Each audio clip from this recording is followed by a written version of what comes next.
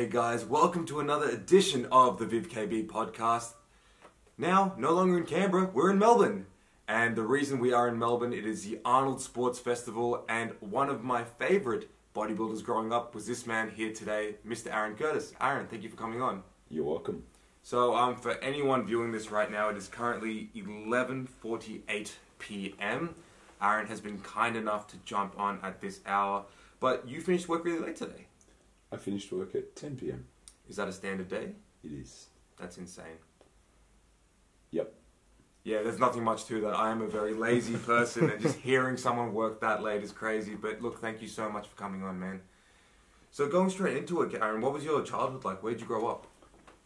My childhood, I would say, was fairly average. I grew up in Melbourne. I've always lived in Melbourne. And I don't know what else to say about my childhood. It's a whole lot of Melbourne. Yeah. Yeah. What was school like? School? I enjoyed school. Maybe sometimes not at the time, but looking back, I could say that I always enjoyed school. I always liked, I guess, just mucking around with friends and playing footy at lunchtimes, and then... Did you stick school out? Yep. I finished year 12, and then I went to university for a short period of time, but I didn't stick university out. So. That's all right. What did you study at uni? I studied biomedical science. Yeah, see, I'd quit too. Yeah. My parents would hate me for starting, and they'd hate me for finishing. No, but that's insane. So when was that? I was at uni in 2003. Mm-hmm. How long did you last there? 6 months. Right. Yeah, or probably even really less, because I knew I was going to leave, so I just didn't bother doing much. No, that's fair enough. I mean, you've sort of done okay now. I'm doing okay now, yep. As long as you're happy, I'm happy. What do you play as a young kid? Sports, I'd always played Aussie rules football. Mm-hmm. And then in the summer, I always did track and field, so athletics. Oh, yeah? They were my main two sports. What track and field events did you do? More distant stuff. So sort of 800, 1500, 3K. How long did you do that for? From probably 5 years of age up until the year I first competed, which was 24, I guess. So from 5 till 24. Right, okay, so yeah. Did you have sort of a gym background with athletics, or was it... I started gym in 1998 at the age of... I probably hadn't turned 14 yet, so I was probably 13. Oh, wow. And it was not for any reason in particular. A friend of the family had given me a couple dumbbells, and my dad had always trained with weights. So I just thought it would be good to make use of the dumbbells that I've been given. So you're training at home? So I was training at home, right. And I'd always spend time... My dad had a garage gym set up, so I'd always spend time in the garage just watching him train. So I sort of had a vague idea of what to do with the weights. So I wrote up a little routine and just started lifting some dumbbells in my bedroom. Did Dad help you when you sort of started walking into the garage and started training, or was it sort of like Dad would finish and you... No, I never even used the garage gym, actually. Oh, okay. I had 2 dumbbells in my bedroom, and I had this little circuit thing that I'd written up where I'd do push-ups and sit-ups and concentration curls and one-arm dumbbell shoulder presses. What did the dumbbells weigh? They could get heavy if you put all the weights on one. Oh, so they were the screw-on kind of... Right. So maybe if I put all the weights on one dumbbell, could have got up to maybe 30 kilos or something like that. Pretty good at 13. Yeah, there's no way I was lifting 30 kilos. So I probably only weighed about 30 kilos. Fair enough, man. So when you say, you see your dad doing that, did you have any sort of bodybuilding idols growing up?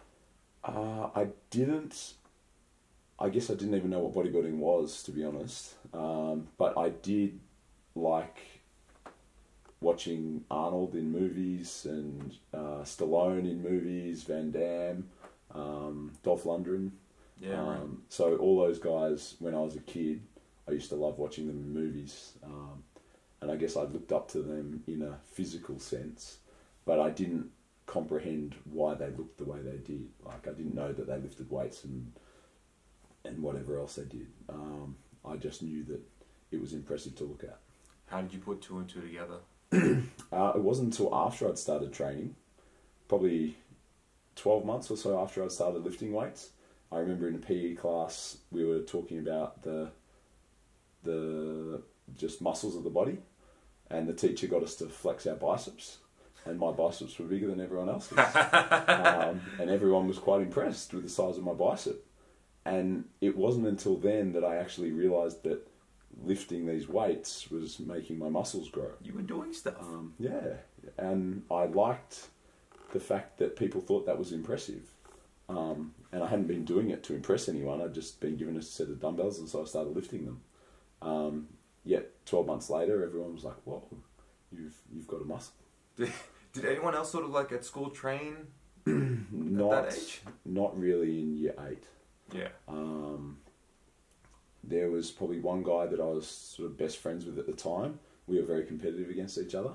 So we would wander into the school weights room every now and again and just see who could preacher curl the most or shoulder press the most or something like that. I would say the preacher curl would be the extreme lift at 14. It's who could curl the most. Like if I have to think of the lift that we sort of matched each other against, it was the preacher curl for some reason. So, yeah. At that age, that's all we cared about. That's all that matters, right? Yep. Okay, so when did you consider giving natural bodybuilding a go? Natural bodybuilding, I first stepped on stage in 2008. Mm-hmm. This is 10 years of training, So right? that was 10 years after I first started training. And I only started competing because I dropped competitive athletics. So I'd had a lot of hamstring problems. As I'd been lifting, I'd obviously been getting heavier and heavier, and I was getting worse at distance running, but I still wanted to compete at something, so I started doing the shorter distances. And I guess the older I got, the more focused I got on my weight training, and the less I was running. So I ended up not being very conditioned when it came to competing, and I'd end up doing my hamstring every second race. So the last time I did my hamstring on the track, I was running a 400 metres, and I'd never done my hamstring running a 4 before. It was always a 1 or a 2. So I thought to myself, if I can't even run a 400 without doing my hamstring, just stuff it, stop running. And I remember lying on the track and saying, I'm never running again. That's it, it's done. So when I made the decision to stop competing track and field, that's when I needed to take something else up, and everyone had been telling me to compete. So I thought I'd do a bodybuilding show later that year. So when you were training at the time, were you training weights specifically for track and field, or were you... Okay. I was training as a bodybuilder would train, and I was just fitting it in around doing a bit of training for track and field. Okay. I'd moved from distance running into a bit of everything. My last year at school, throughout my schooling career, I was going to be ATHS captain, like eventually when I got old enough. And then when it got to my final year of school, I wasn't even going to make the ATHS team because I couldn't run anymore. Right. So I took up shot put, made the team doing shot put, and then got vice captain of the ATHS team. So that was all right. Sorry, I've lost track. You asked me. I was asking if your training was specific to athletics or bodybuilding. Definitely wasn't specific to athletics. I would train for track and field, and then I would train as a bodybuilder separately. Right, okay, so you tried to balance the two at the same time, I guess. Yeah, my weight training was bodybuilding specific, and obviously all the running and whatever else stuff I was doing, a bit of throwing, that was specific to track and field. Was it frustrating not feeling like you weren't able to pursue track and field any further? It was frustrating to go backwards. Like to have peaked, I think my best 3K time I did when I was 14.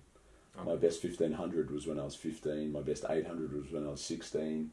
Like as I got heavier and heavier over the years, I kept having to go shorter distances. So to get to like the age of 18, 19 and be worse than you were when you were sort of mid-teens was frustrating. And it's obvious why I was going backwards, because I was getting too heavy. But at the time I didn't really realise why that was the case, or why it was happening. And yeah, none of the coaches at school really said anything. I guess it's not their business what I do in the off-season. What did you aspire towards when you were doing track and field? Was there a greater goal for that, or was it just a hobby kind of thing? I was definitely competitive, Yeah. and I would have loved to be elite. I used to love watching the Olympics and any track and field meets. They used to have these meets called the Golden League. I always used to watch that throughout Europe. And the people I looked up to growing up were distance runners. So there was one guy that used to run the 1500 called Hicham El Garouj, run from Morocco. He was probably the guy I looked up to most with my running. But it's not like, well, I didn't follow him because you couldn't follow people back then. You had nothing to follow them on. But I just liked. He would have had so many followers. He would have had a lot of followers. But I just liked watching him run. Okay. It was good. Well, so how quick between that all ending and your first show? Yep. What was the sort of transition period between that? I was probably lying on the track with a torn hamstring in February or something like that. And then I competed later that year in September. Right, so, yeah, okay. What was your nutrition like? So, were you always lean when you were doing the track and field stuff? Yep. I was always lean when I was up until probably 19. Because I was doing so much activity. I'd ride my bike to school, I'd play footy at lunchtime, I'd either play footy or do weights at lunchtime. If I had a spare at school, we figured out how to break into the gym, so I'd be just in the gym every time I got a spare period. Getting that preacher curl. Yeah, go to the preacher curls. I would go for a 5k run after school, I'd go for a 40k bike ride after school. Like, I was just very, very active. And I'd eat a decent amount, but obviously not enough to put on much weight, because I was just staying very lean the whole time. When I finished school, probably became a little bit less active and signed up at a local gym. And when did you sign up? Which gym? Yeah. It was called Pinewood Fitness Centre at the time. It doesn't exist anymore. It's changed locations and got a different name now. But the owner of the gym, Janusz, he spoke to me about diet and training, and when I sort of talked through my day's eating, he's like, that's what a girl would eat if she was dieting for like a bikini comp. And I was so shocked, I thought I ate so much food. And he sort of talked through what I should be doing, and that's when I started to actually put on weight and look a bit bigger. So would you say he was your first sort of bodybuilding coach? No, I would say at school, we had a gym instructor.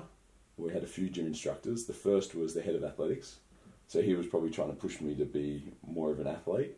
But then when he left and we got a young guy in who was at uni, and he was a bodybuilder, just a recreational bodybuilder. But yeah, you could see how excited he was to sort of, train these new young bodybuilders and influence them to sort of start growing some muscles and getting bigger and stronger. So he would have been my first major influence. Even though my dad had trained his whole life, he definitely never really spoke to him much about weight training, and he definitely never influenced me or pushed me to Dad ever compete? To get into the gym. No, he didn't. Dad was more of a powerlifter than a bodybuilder, but again, always just very lean. I guess he's always been lean his whole life. Right. But yeah, he was more concerned with lifting a heavier weight as opposed to just growing a muscle. Well, it's funny, so many people, that's the beauty of, health and fitness. You can have so many different goals, even though we're all culminating in the same sort of area as in the gym. Yep. Well, let's talk about your first prep. How long was that? It was essentially about 10 weeks, because I thought I was dieting probably for the first sort of month or month and a half. But I did all my own prep. So I just wrote down a healthy diet, a well-balanced healthy diet, and that's how I thought you'd diet for a bodybuilding comp. And then a guy I was training with at the time who lived with a competitive bodybuilder, he's like, dude, you can't eat like that. He's like, you need to cut this out, you need to cut that out, you just like describe fish and salad, chicken and salad. Describe what your diet was. Before we altered it? Correct. Oh, I can't even remember, but it would have been like muesli and yogurt for breakfast, Meal 2 was probably like, I think I used to make kangaroo burger patties, so it was probably like a kangaroo sandwich with a piece of fruit. Meal 3, maybe tuna and rice. Meal 4 was probably, I used to have an omelette after training with a honey sandwich. Right, okay. I remember sitting in the gym after training, always eating my omelette and honey sandwich and watching Deal or No Deal on TV. That sticks in my mind. Great show. It was a good show. I liked it. I like Andrew O'Keefe. He was good, wasn't he? Entertaining. Yeah. And then dinner would have just been meat and veg, and then before bed was probably a tub of cottage cheese or something like that. Well, 6 solid meals. Yeah, it was decent. It was a decent diet. Yeah. But it wasn't just tailored. It wasn't tailored enough towards what you were trying to do. It wasn't tailored towards getting as lean as humanly possible. Right. Yeah. Okay, so you've altered it now. How did that process come about? Okay, we basically changed everything to chicken breast and salad or fish and salad. And I think I remember the end of the prep. I don't really remember the first week of that last 10 weeks. But at the end of the diet, I think I was having 2 tablespoons of cooked rice before and after training. So that was my carbs. There was no fats whatsoever. It was just lean meat and salad and a couple spoons of rice before and after training. But I got lean.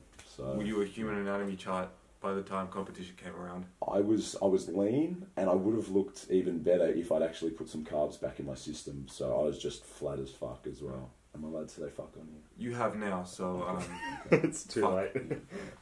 Fuck it is.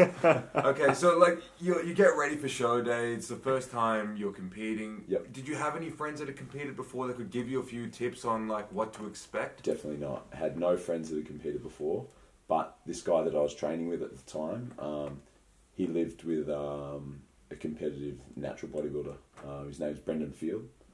So he trained at that gym that I'd signed up at Pinewood. So he was basically, he knew a lot through Brendan. He was living with Brendan at the time. Yeah. So he was just telling me what to do. Okay. Yeah. So they came with you to the show? Brendan didn't, but my mate Spiro did. So Okay, cool. He tanned me up. Yeah, right. So because it was 2008. 2008. Yeah. So there were no sort of spray tans. Everything was sort of self-applied, right? Yeah. I got my dad to give me my base tan the night before. Mm-hmm. So that was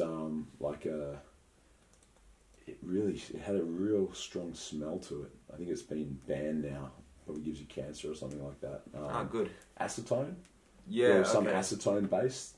So he was rolling and painting that on me the night before, and then on the day was just dream tan. I still use dream tan today. So yeah. How much did you weigh at your first show? 83. Okay. 83 kilograms. That's very good. It was all right. How tall are you? We measured, because my mate Spiro was always taller than me apparently, and I thought he was, and then we measured each other around that time, and I was actually an inch taller than him. So at the time I was 5'11", but I swear I've shrunk a bit since then. So I thought you were about to say. I thought he was about to say you got taller. I was like, no. Right.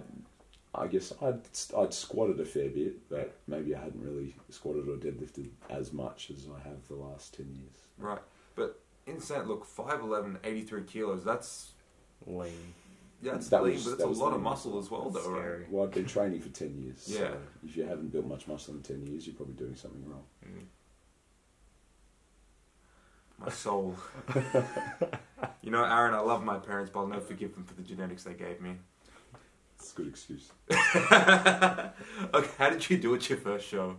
It was good. I won. So fantastic. I was a novice, first time competing, so I won the novice.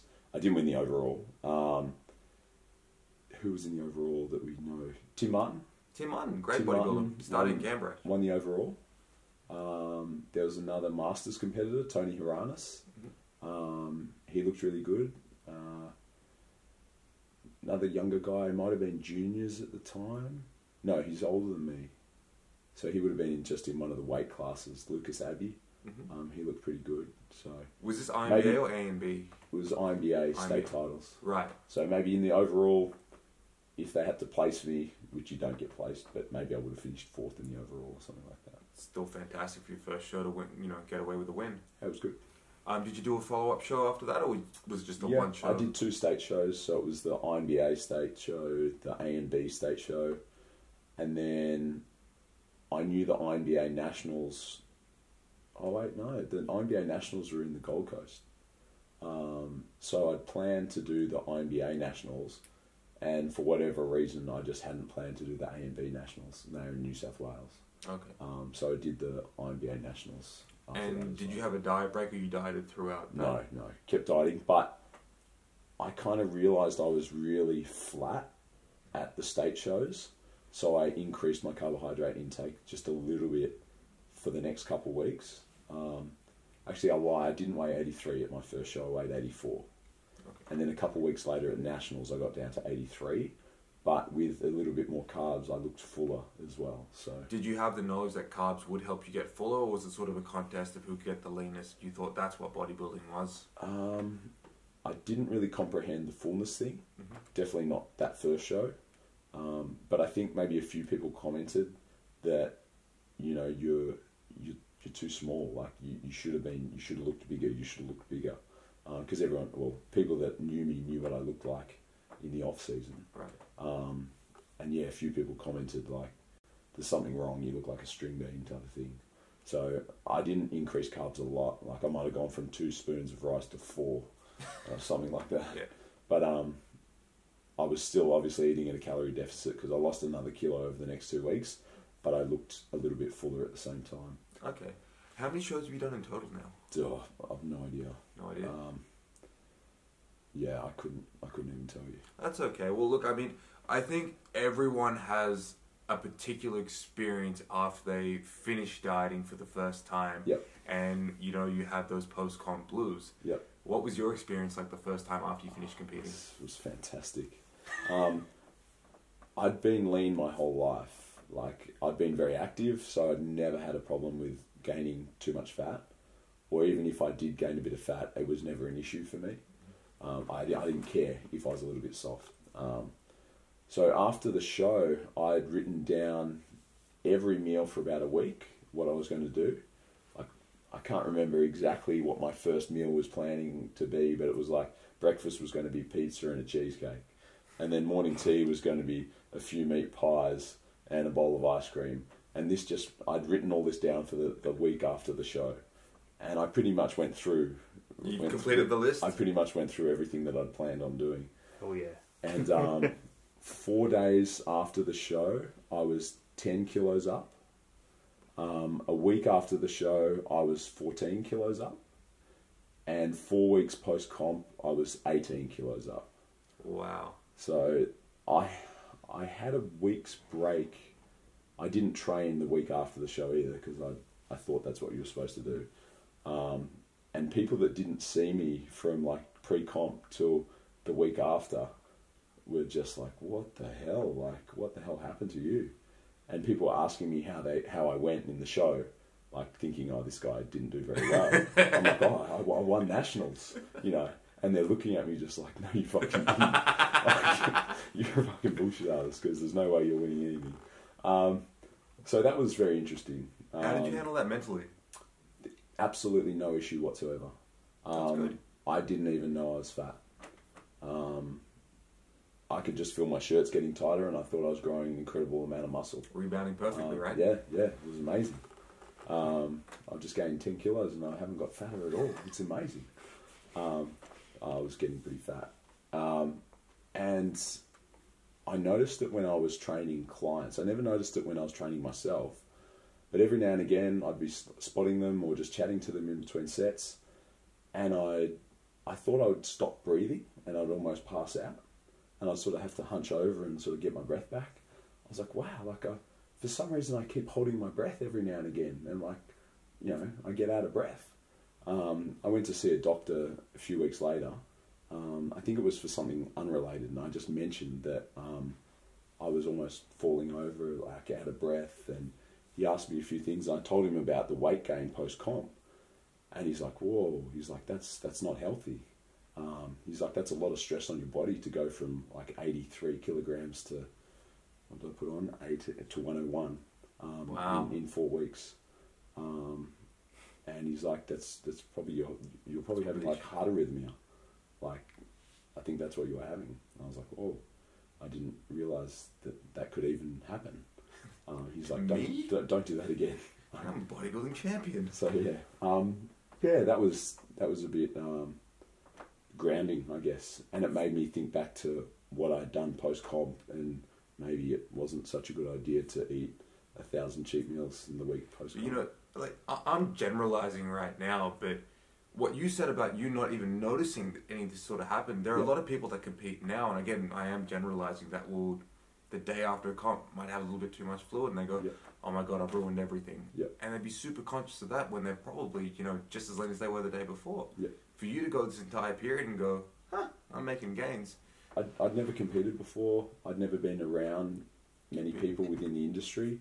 I didn't even know what a body image issue was. So it just never... The way my body looked wasn't really an issue for me. I'd started lifting weights and I looked like a bodybuilder, and then I competed as a bodybuilder. But the way I looked was kind of just a byproduct of the fact I lifted weights. Right. It wasn't... I never picked up a weight to be a bodybuilder. It was just I started training, and 10 years later I looked like one. It so happened to be what it was. Have you got a favourite memory from competing?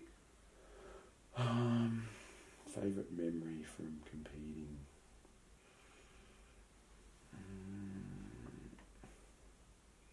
If that's too broad, what about a favourite moment? Competitive moment in Correct. bodybuilding? Yeah. Not really. The competitive aspect of bodybuilding is probably the least important to me. Maybe that's why I can't really think of something specific. I know winning shows is good, and it's an achievement, I guess. But it's not like I sit back and I'm proud of winning a certain trophy. I'm proud of the way that I managed to look, and I'm proud of what I guess I did to get that look. But the fact I beat someone or got a trophy really doesn't matter. Okay. So actually, I'll answer that question. My 2010 comp prep, the way I looked at the end of that prep and what I had to do to get there, when I look back on that now, that makes me proud of what I achieved. I was 86 kilograms on stage. I was eating almost 3,000 calories a day still at the end of my prep. Wow. And for me to look the way I did on that amount of calories, to me that was pretty cool. Did you end up getting a coach, like a nutrition coach or anything like that, or it was always done by yourself? No, all me.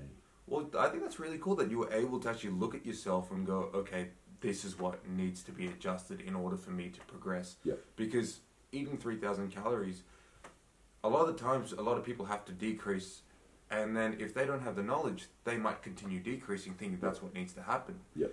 Did you continue to increase when you got to a certain point where your metabolism was kicking over? Or? No. I was decreasing the whole way through. So you started really high? But I started at 5,400 calories. Wow, okay. And I only had to lose 8 kilos for that prep. So I had a lot of calories to play with. And in my opinion, 8 kilos isn't a lot of weight to lose for a prep. I say it was an easy prep. No prep's easy. But if you had to scale it against all my other preps, that was a really good prep. You probably say no prep is easy, but that some could be simple. And when it's condensed like that with the amount that you have to lose, it's a pretty simple process of what needs to be done. It was easier than others. Right. Did you ever compete overseas? Yes. Went overseas in 2013 to do the INBA Natural Olympia. Yeah. So that was good. I guess that was a comp I'd heard about since I'd started competing. So that was always in the back of my mind. One day I'll go overseas and do the Natural Olympia. Well, I think it's biggest appeal for natural competitors because we're also familiar in the bodybuilding world with the Mr. Olympia contest. Yep, So it's got the name. So correct. So with natural competitors have their own. even if you know nothing about it, it just sounds like the best comp in the world. So that's exactly what I thought. It could have been lawn bowls, but you wanted to be Mr. Olympia. Yep. That's really cool. How did you go with that? I was in the best condition I've ever been in the night before the show. And then I just started pissing out of my ass the whole night before the show. Got up in the morning, felt like death. Went to the athletes meeting, registered, went back to the hotel, thought I'd have a nap, then go back for the comp. Got up too late, missed the whole show. Well, actually, no, not the whole show. I missed half the show. And I spoke to the officials and said, hey, can I just get up on stage at the night show? I know I've missed prejudging and I'm not actually in the show, but can you just pretend that I'm still in the comp and let me do my routine, just so I feel like I've travelled halfway around the world to do something at least? And they said, yeah, that's fine. That's nice. So they let me up on stage for the night show and I did my routine and they awarded me just a participation medal and yeah, so at least I got to do something. That's, wow. Like, Yeah, that was cool. the uncrowned Natural Mr. Olympia 2013. No. Nathan Wallace beat me at Nationals. Right. I was looking better at the Olympic. Well, I was looking better the night before the Olympia, and I was looking better on the day as well compared to a couple of weeks prior. But Nathan, far too muscular from the back, so I reckon I would have beaten him from the front, and he would have beaten me from the back. But probably over the course of the comp, he would have still won. I think. Yeah, I guess as they say, bodybuilding shows are one from the back, and They do say that. they do. But I definitely would have come second. Second is good. Yeah. Uncrowned runner-up at There the we go. Natural Olympia. Yeah. Because you did a photo shoot there. Is that what all those really cool photos were from? Yeah, 2013? I did a few shoots when I was over there. Mhm. So I contacted a few photographers and said, hey, I'm going to be in Venice, California for a week before the show. So I worked with a guy called Bill Comstock.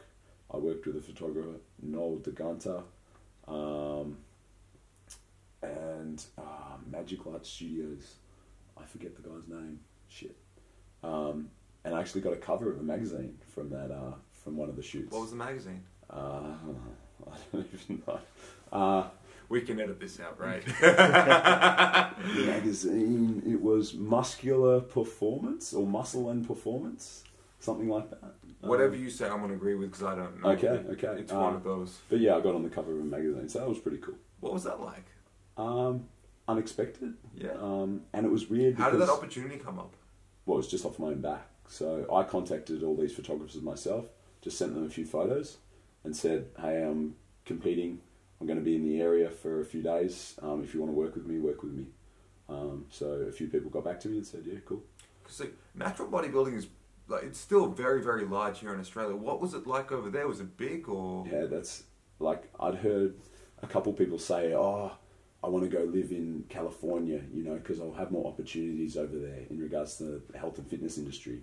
And I thought they're just talking shit. If you can't make it in Melbourne or Australia, why would you be able to make it in the US? And maybe it was just because I was being more proactive when I was over there, but I'd never done anything when I was here in Melbourne, like really photo-wise or, tried to make any money from my bodybuilding or the industry. So to go over there and do a few shoots with these photographers and then be put on the cover of a magazine, I was just like, what the hell? I was like, there are more opportunities over here. And just everything in the US was just bigger. The gyms were bigger, the guys were bigger, the girls were bigger. Like, I was small over there. And when I'd tell people over there that I was a bodybuilder, they'd look at you like, no, you're not. And you go, oh, I'm a natural bodybuilder. They're like, oh, okay. One of those. Yeah. That's really cool. Well, you said something just then about you never wanted to sort of make money out of the industry. And I guess perception is one thing, Yep. I guess, from a third party. But my first sort of experience with you was going to go buy like a little stringer singlet on Strong Liftwear and going, this guy's pretty jacked. You were sort of like the first, sponsored athlete. Well, I think I was Strong Liftwear's first sponsored athlete. I don't know about every other athlete Yeah, that's that true. was ever sponsored. But yeah, I started up strong liftwear when they were very young. And, How did that come about? I knew Andrew, the owner of the company, Yeah. just through friends of friends. And I'd lost he didn't know that I'd lost a contract. I was already sponsored with a company called Activewear Online. And I made a joke about raping Nathalia Milo in a closed. It was a closed group on Facebook, but apparently Nathalia was part of this group. So I got a message from Mark and Jill Taylor pretty soon after that comment was made and said we're going to have to Let you go. end your contract. Sorry, but that was actually really good because Andrew contacted me maybe the next day without knowing I'd been dropped. And asked me what my contract details were like with Activewear. I said, I don't have a contract anymore. So, yeah, he gave me a t-shirt and a singlet and away we went. That's really cool. Yeah. Well, so I get, you're right, maybe you probably weren't the first sponsored athlete. Yep. But in this social media age, I think anyone that knew strong liftwear, even to this day, would probably associate Aaron Curtis with strong liftwear. So Maybe not now, but in years past. Yes. I'm still a fucking fan. Yeah. So, yeah, but what was that like going to like your first trade show and being a part of something like that? Yep. That was pretty cool. I guess I'd always had a little bit of a following online even before I'd competed. Like even back in the MySpace days. You were a troll. I noticed that, I was definitely a troll. I noticed that I had a lot of people, I can't even remember how MySpace worked, but I had a lot of friends on MySpace. That's friends, you just had friends. I noticed I had a lot more friends than everyone else. I don't know why, but people just seemed to follow things I did online. So to go to an expo when I'd built up a bit of a following, I guess, within the fitness industry, and then have so many people sort of approach you and sort of know who I am already, that was interesting. Was that expected? No. I guess I hadn't really thought about it at that point. I've always just posted random shit online. It had never been an attempt to build a brand or, promote myself so that I was more lucrative to sponsors or anything like that, or just fans in general. So it was interesting to have so many people appreciate, I guess, just stuff that I post, and follow me because of, I guess, what I've done and who I am and that kind of thing. And I guess for anyone who doesn't know this, Aaron on, let's say, Instagram, for example, follows how many people, Aaron? I don't follow anyone on Instagram, but yeah, that wasn't a deliberate thing. One of my mates talked me into starting up an Instagram account years ago. He said, you're on Facebook, yeah, that's doing well, but you gotta get on Instagram. You gotta get on Instagram. And I didn't know anything about Instagram at the time. I didn't bother to learn anything about Instagram at the time. So I just managed to open an account, post a couple of photos. Everyone sort of from your email contact list or whatever adds you, and then a few other people add you, and I ended up with maybe sort of jumped to probably 5,000 straight away. Just everyone that followed me already sort of followed me on Instagram. And I hadn't managed to follow anyone yet because I didn't know that's what you do. And then I thought that looked pretty cool. So I thought I'm going to be weird and just not follow anyone and see how many followers I can get without following anyone. Has anyone ever taken offense to that? Yeah, people do. People hate it.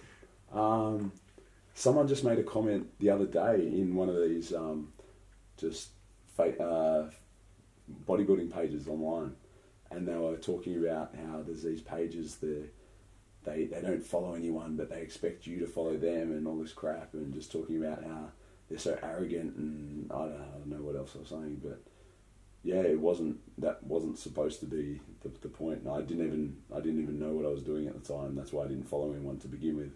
And then I just thought it was funny that I had a few followers and I wasn't following anyone, so I sort of just kept it going. Because I can only imagine your Instagram feed now. It's just you log in, it's just like, there's me, there's my daughter.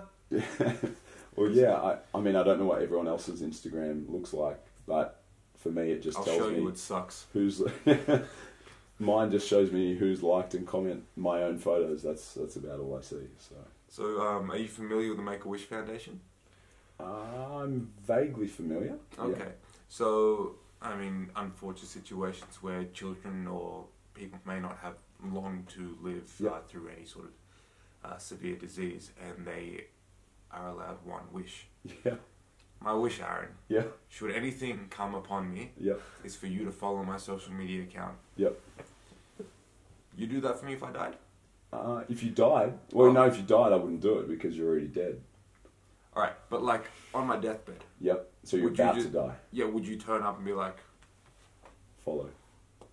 You know what? I would, because I could just unfollow after you pass away. So. Yeah. hey, 53k, 0 turns to 1, he's dead. Yeah, it's just there. make sure you all screenshot it if it happens, and I'm not too sure how you will show me, but hey, technology, right? No, that I always found that really, really amusing, and the fact that you said that people did take offence to it. Yeah, people do. I think they think I'm doing it because I think I'm superior to anyone else. Which you are.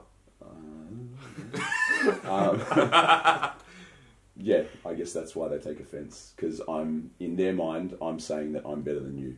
Right.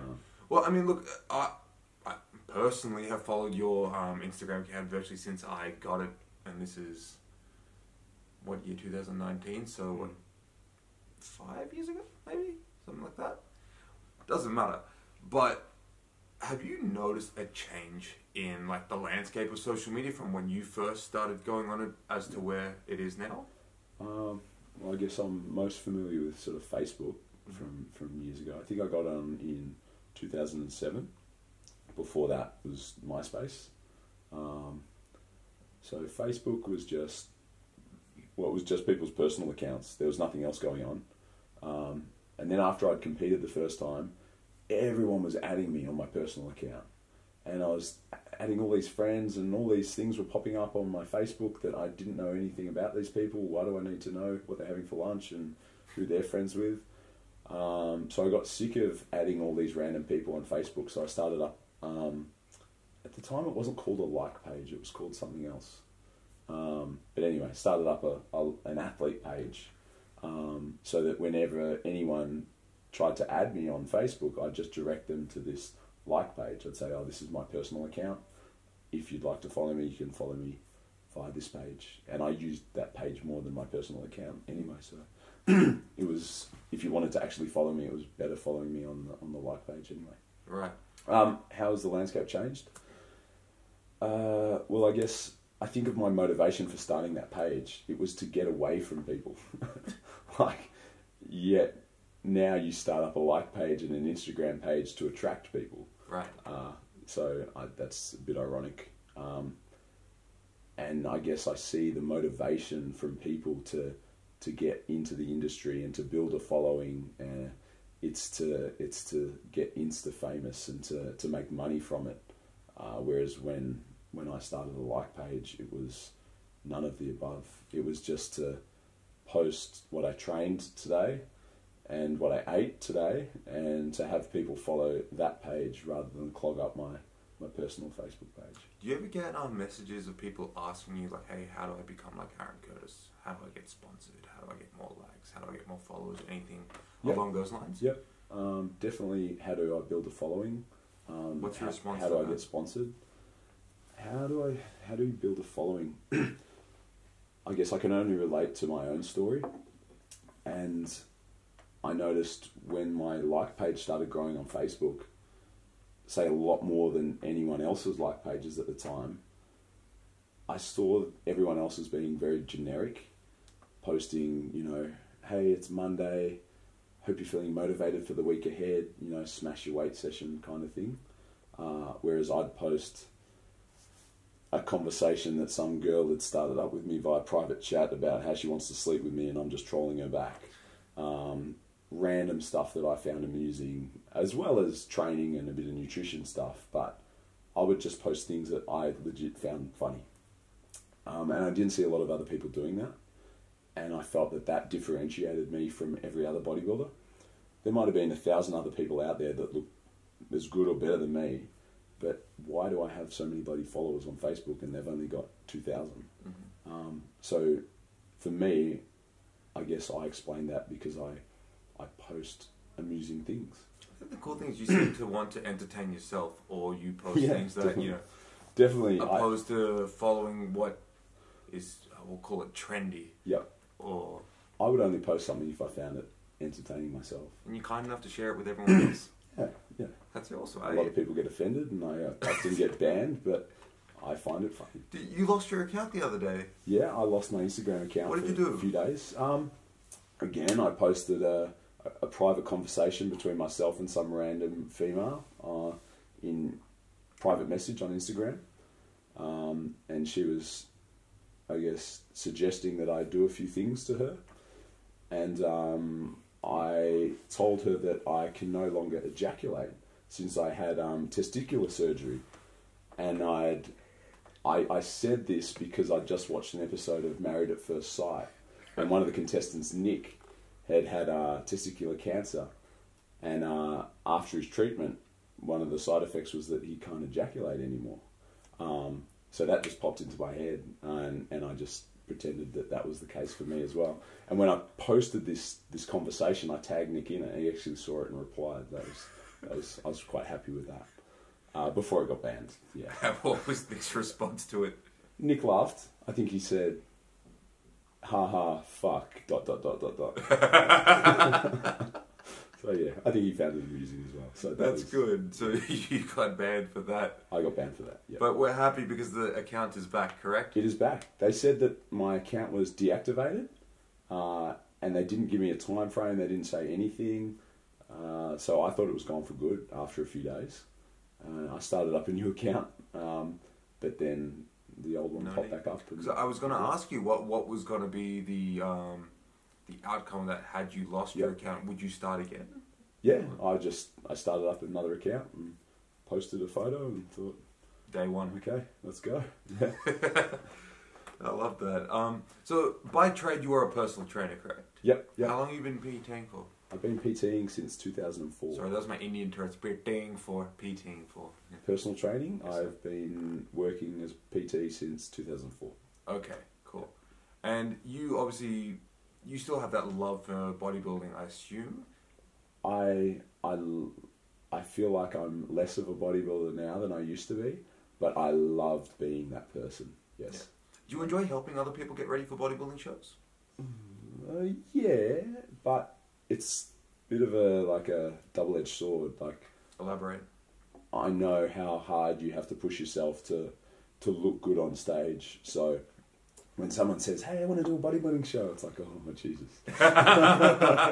It's like, okay, that's great that you do want to do a show, but we're going to have to starve you to death, and you're going to have to do so much work to get there. Yeah, it's hard to enjoy the process, I guess.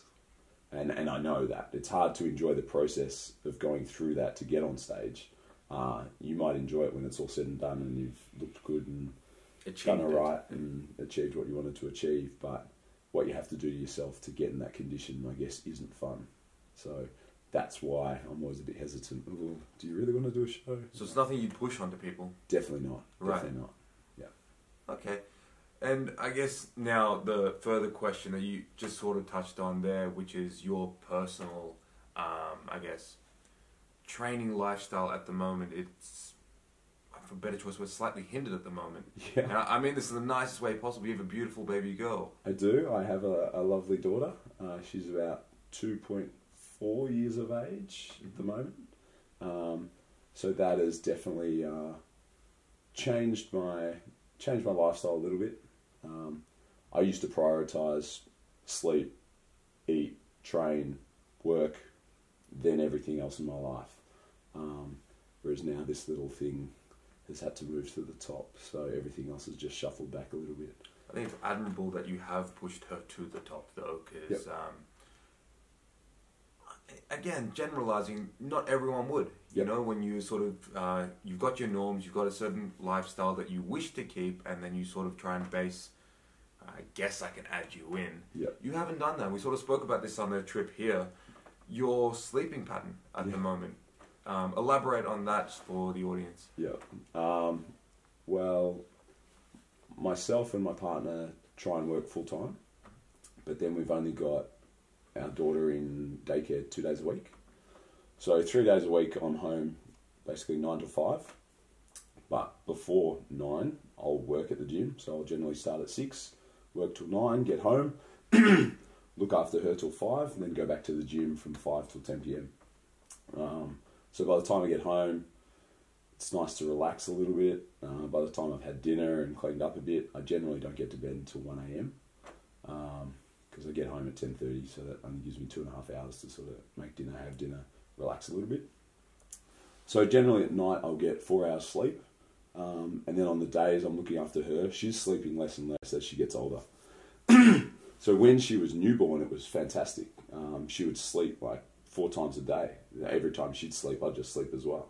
So that was amazing. Had a good thing going on there. Yeah, it was fantastic. But as she's got older, she sleeps less. So now she'll only sleep like an hour during the day. So on the days I've got her, I'll probably only nap for about an hour. On the days that she's in daycare, I'll tend to work more. So at most, I'll get a 2-hour nap on those days. So a good day for me is 4 hours at night and a 2-hour nap. So it's 6 in total. Now, just for context, when you were, let's call it being a bodybuilder, yep. What were you sleeping like then? I would sleep 5 hours at night, and then I'd sleep 3.5 hours the next day. Right. So I'd follow a similar schedule where I worked early morning, and then I'd work afternoon till late. But that bit in between, I'll just sleep the whole time. An additional 2.5 hours of sleep, which is a lot. Yep. Yeah, and 6 hours now is a good day. Like, I'd feel fantastic if I slept for 6 hours now. What would you say is on average? Maybe 5. Okay. Yeah. Right. I personally couldn't imagine doing that, and this is for Stephanie out there. No kids. If she stays home and just looks after her, it's fine. So. Oh, yeah. If one of us didn't work and one of us chose to stay home full time, I don't see it being an issue. But, I mean, it's my own fault. I still want to work as much as possible, and I want to try and look after a kid, and it just doesn't give you a lot of time to sleep, that's all. Yeah. Do you enjoy personal training? You've been doing it for a long time. Unfortunately, I do. If I didn't, I'd just stop and just sleep. So that would be nice, but... No, I obviously love doing it because... What was the draw to becoming a personal trainer? I think I enjoyed training and I enjoyed living a healthy lifestyle. And I wanted to know more about health and fitness. So after I dropped out of uni, I thought I'll do a PT course. I didn't want to be a PT. I thought PTs were wankers. But I thought I'd learn more about health and fitness just for my own benefit. Sorry, I'm choking here. Oh, that's okay. My daughter gives me diseases now. I never used to get sick, but now it's terrible. It's contagious, huh? So, what were we talking about? Do I like being a PT? The ratings will be high if you pass out doing this. Yeah, I'm not going to pass out. No. What were we saying? PT. The PTing, yeah. Yes, I love working as a PT. I can't think of anything else that I'd actually enjoy doing more. I would say, so this is... For you, there's nothing past this, right? Being a PT is what you are, it's what you do, it's what you intend to continue doing. Yep. Looking back, I wish that I wasn't so PT focused when I was at my physical peak, and I wish I did make more of an effort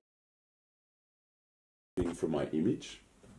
Even when I was sponsored by multiple companies, I couldn't be bothered cancelling clients to do photo shoots. If we did a photo shoot and they wanted me to train a certain body part and I'd already trained it, I'd be like, no, I can't do it. I was too regimented. So that's one thing I'd love to go back and change if I could, just to make the most of the way I looked when I did look that way. Because, again, we spoke about this on the car ride here. You really, really enjoyed being a bodybuilder. Yep. I guess a regimented sense. You just liked that structure of that lifestyle. You never said it was competing. That was the big draw to it. Competing was almost a negative. Because, what I started to enjoy about lifting weights when I realised that I was growing muscles was growing muscles and getting stronger. And to go through the dieting process to get on stage, you end up going backwards towards the end of the prep. So that was a real negative for me. I was like, I've only been doing this for the last 10 years because I enjoy smashing weights, getting bigger and stronger. And now I'm starving myself for this comp. why? Why would I do this? What did you say before? You were making losses. I was making losses, yeah. It wasn't going to the gym to make gains, I was going to the gym to make losses, and that just wasn't very appealing. What's your current training like now? How often do you get there? I train as much as I used to. So I'm training 5 days a week, but my training intensity is a lot lower. Like I used to, not that you know how everyone else in the world is training, but I would train as hard as I could, and I feel like I couldn't outlift a lot of people, but I could out-train a lot of people, if that makes sense. And I guess I respected myself for that. I tried hard, I worked hard as I could, whereas now I kind of just feel like I cruise through every session, just because I'm a little bit tired most of the time. I think the fact that you still train as much as you do, though, is a really good thing, because, again, you've had this little aspect of your life that has caused the inability to train as hard as you used to, but you have just gone, well, I can't train as hard as I used to, I don't want to do it anymore. Yep. You still do it. Is that just because you have that genuine love for it, or you just feel like it's just part of your life, you can't not do it? I feel like I can't not do it. Like I wouldn't give myself the option of not training. I actually, going back to not giving myself the option to train, when I feel like I was at my physical best, you hear people make excuses. Oh, something came up, I had to do this, I had to do that. I would not let anything get in the way of eating, training or sleeping back in the day, no matter what. If something happened, then I'd get my stuff done and then I'd fit it in somewhere. But it would not interrupt my routine. So. Right. And obviously people don't know this because it was a private conversation. I tried to hustle Aaron into doing a guest pose later this year in Canberra, which oh Jesus, had absolutely no intention of doing. And unfortunately, the reason that he said, I just had to respect. And that reason was, you didn't think that you'd be bringing a physique to the stage that you'd feel happy with. Definitely not. Definitely not. See, I still think you look fantastic. Now, granted, I'm 50 kilos in a wet hoodie, yep. But you still look like you're in relatively good shape, Aaron. I look alright, yeah, and I'm fine with the way I look. Then guest pose, dude. Fuck, man. No, I could look a lot better. Tan. Nah. Please. No. They love me. No. Give me an extra 3 or 4 hours sleep a day, and I'll get in better shape. Babysit for him. Babysit. There we go. There we go. He'll guest pose if you shut your mouth. Babysit every day for the next maybe 18 months, and I'll do a guest pose. If it was 18 months, I'd make you do a show. You wouldn't guest pose, you'd do the show. Yeah. It's a stupid thing that I said. Ignore. Disregard. But, okay, well, just going to that, there are a lot of people who now, sort of compete to compete. You're sort of just saying you wouldn't want to compete if you don't feel like you'd be better than the last time you competed. Is that true? Exactly. Right. For me, I guess competing was almost a way of justifying my routine and the way I lived my life. Before I ever competed, people would ask, why are you eating this? Why are you taking meals with you? Why are you training all the time? What's it for? I said, I like training. And I know if I eat well and sleep, I'll progress better in the gym. So I do it. It wasn't for any, I guess, materialistic outcome. It was just to enhance my ability to progress in the gym. I knew if I slept better and ate more, I'd lift more. Science, right? Yeah. But then when I competed for the first time, and people would ask me, why are you doing that? I'd be like, I compete. Oh, that's okay. And it kind of made everything that I'd been doing the last 10 years okay now, because I did a competition. I was like, well, that's easy. I should have just told people I compete from day one, and they wouldn't have annoyed me so much. Did you ever get offended? I was confused. I was confused because I was kind of copying this negativity for just doing something I love doing for the sake of doing it.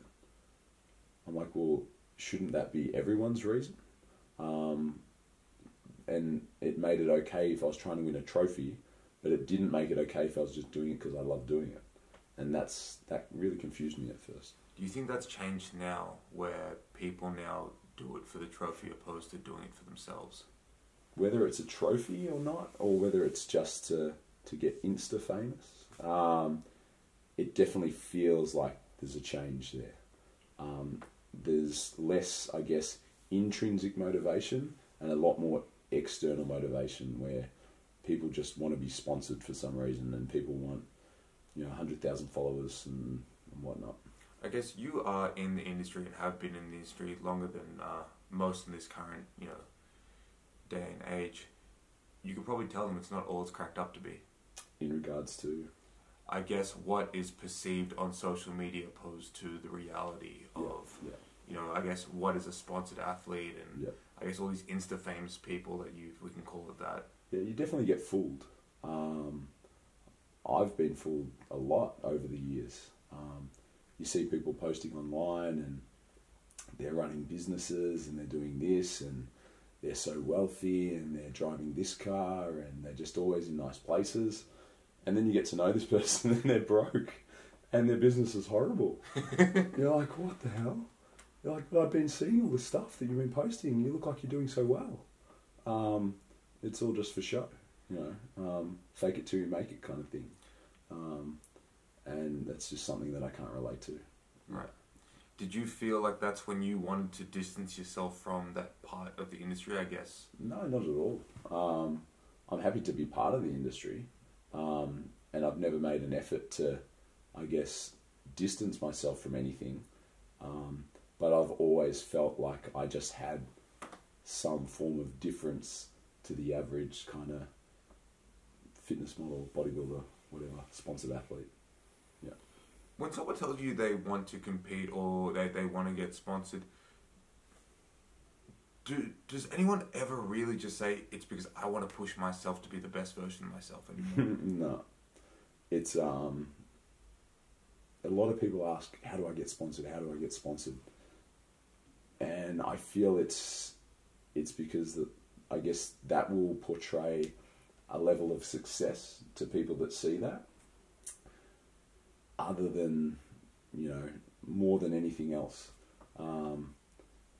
Whereas I think there was only one, there's only been one sponsor that I've actually ever chased, and that was a meal prep company, Zuji Nutrition.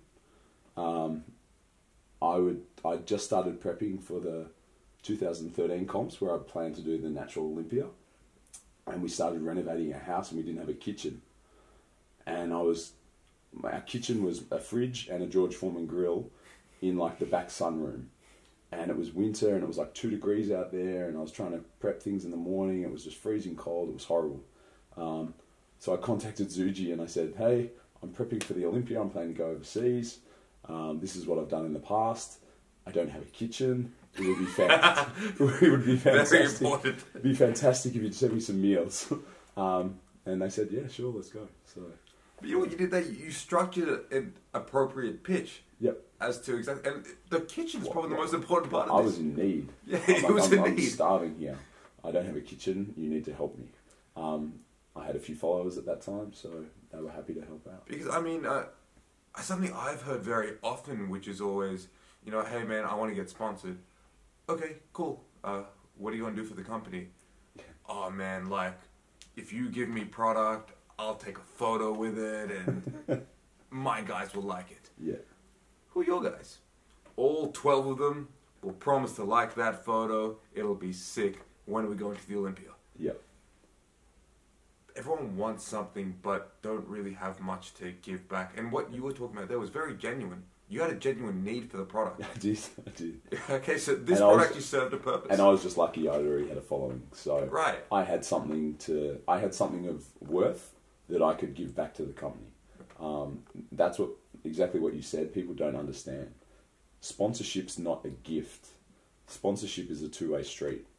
And a company is not going to give you things if you're not going to give something back. So you need to be worth something to them in the first place, generally speaking, for them to want to sponsor you to any extent. And that's something people just don't see. Or maybe they're delusional and they think they're going to be the biggest thing on Instagram, over the next 6 months. But if you've got 100 followers, like, why would someone even look twice at you? Right.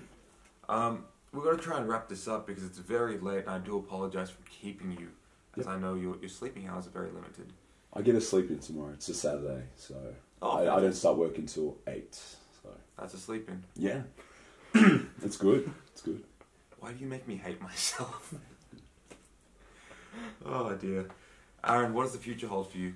Have we got anything planned for the immediate future? The future? Well, unfortunately for my fiance, no more babies. I've sort of, one's enough, I think, for the time being. What else would I like to do? Other than not having a baby, I would like to sleep more. And that will happen slowly. When she goes to preschool, when she goes to school, I feel I'll slowly get a bit of my old routine back, a little bit more. And when I can do that, I feel like I'll slowly progress into being a better physical specimen again. And I might even desire stepping up on stage at some point. Doing a guest pose in Canberra? I guess I'll have to do a guest pose in Canberra as well. So that would be pretty cool. Never give up. Aaron, before we leave, 3 weirdest comments you've ever received on your social media account. 3 weirdest comments. There's so many, like, one doesn't really stand out.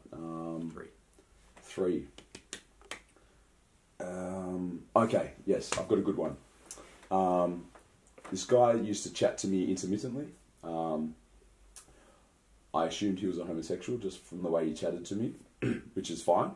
I would converse back very politely, but make sure the conversation didn't go anywhere. He then, out of the blue, one day asked me if I was circumcised. And I felt this quite inappropriate to question someone you don't know. And I said, dude, what the fuck? Why bother asking me that question? Like, I don't even know you. It's completely irrelevant whether I'm circumcised or not. And he said, oh, I was only asking because I was standing next to you at the urinal last night and it looked like you were. And I was just like, oh. I was like, well, then it's a fair enough question to ask. And no, I'm not. So I would say that would definitely be the number 1. 2 and 3, I'm really not sure. So, you know what? That's good enough for me. That was a good one. Aaron, thank you so much for coming on, man. I really appreciate it. You're welcome. See you guys. Cool. Did you post that? You posted that, didn't you? No, I don't think I have. Yeah. That was so long ago. Like, it was before I was posting conversations.